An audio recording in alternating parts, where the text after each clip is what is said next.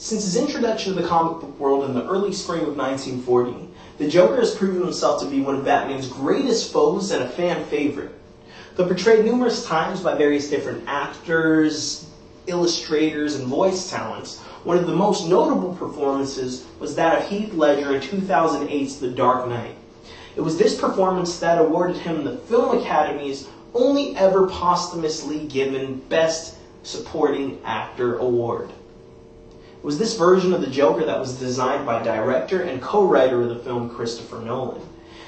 And now, as a lifelong Batman fanatic and all-around movie buff, I've read multiple presentations of Christopher Nolan's personal notes and seen a countless amount of behind-the-scenes reels.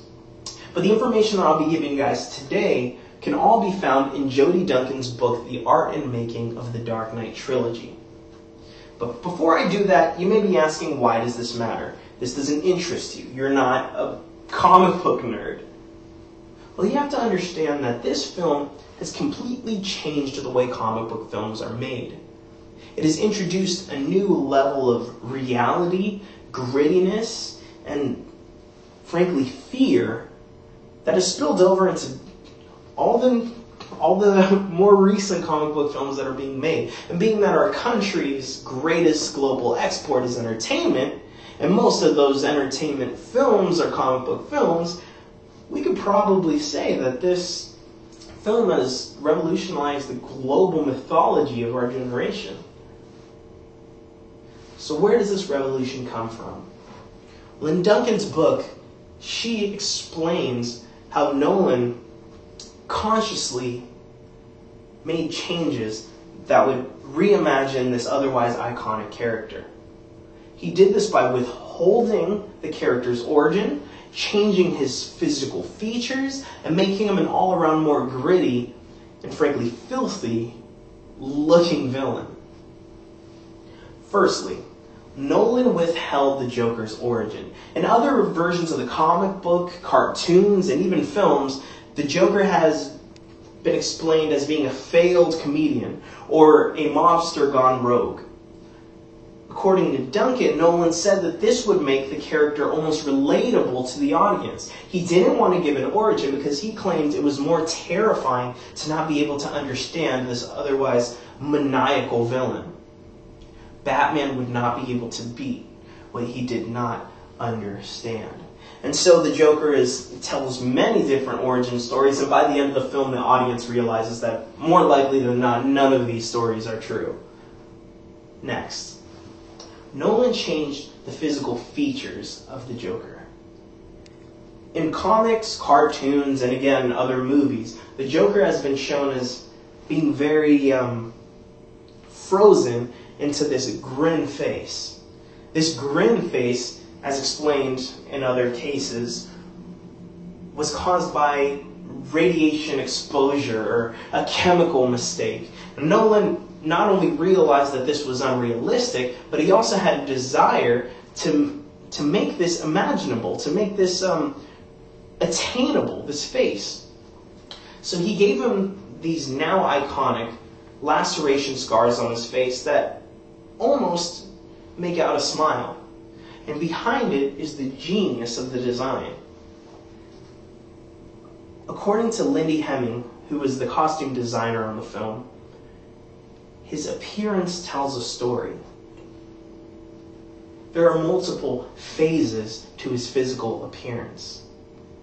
Firstly, he got these scars somewhere in his past, but as he slipped deeper and deeper into insanity, he began to embellish these scars by maybe adding red highlights. And then to further embellish that, he changed his face to be all white, and the red on top of it made that smile stand out more.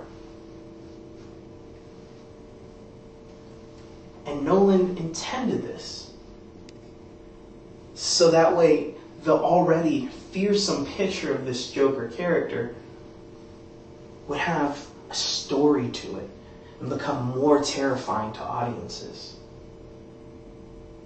Lastly, Nolan designed this character to be more gritty and filthy than he was in other incarnations. he instructed the makeup artists to give it a more organic and quote-unquote smeared appearance. They did this by having Heath Ledger squint or crunch his face in ways that would add cracks into the makeup, since they were applying it while he was doing this. And according to Hemming, the idea was that it would give the appearance that the Joker was this crazy all the time.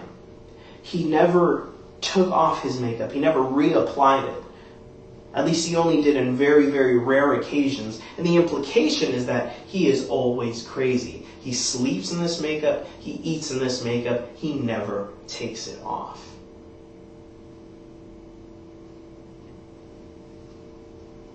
What it accomplishes is a sense that all order has been relinquished by this insane character. Even his hygiene. His clothing is filthy. He never changes wardrobe in the entire film except when he's in costume. All order is completely lost.